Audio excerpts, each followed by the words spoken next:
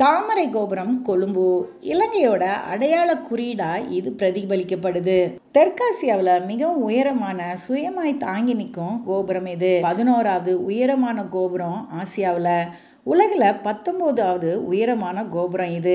தொலைத்தொடர்பு, கானகம் மற்றும் பொழுதுபோக்கு வசதிகள் கொண்டது இந்த கோபுரம். 2012ஆம் ஆண்டு ஜனவரி மாதத்தில் இந்த கட்டுமான பணி ஆரம்பித்து 7 ஆண்டுகளில் முடிக்கப்பட்டது. தாமரை வடிவில் இது கட்டப்பட்டிருக்கு. தாமரை மலர் இலங்கையோட கலாச்சாரத்தில் தூய்மையை குறிக்கும். அது மட்டும் இல்லாமல் தேசத்தோட வளர்ச்சியையும் குறிக்கும். இந்த கோபுரத்தோட முக்கிய வருமானம் சுற்றுலாவும் ஆண்டனா குத்தகையுமா இருக்குது. வானொலி மற்றும் தொலைக்காட்சி ஒளிபரப்பு ஆண்டனாவாகவும் இது பயன்படுது. 6 தளங்கள் கொண்ட கோபுரம் இது. இது மேலே இருந்து 360 டிகிரியும் கொழும்புவை நம்ம சுற்றி பார்க்கலாம். இந்த கோபுரத்தை பற்றி மேலும் தெரிஞ்சுக்க ஃபர்ஸ்ட் கமெண்ட்டில் இருக்க லிங்கை பாருங்கள்.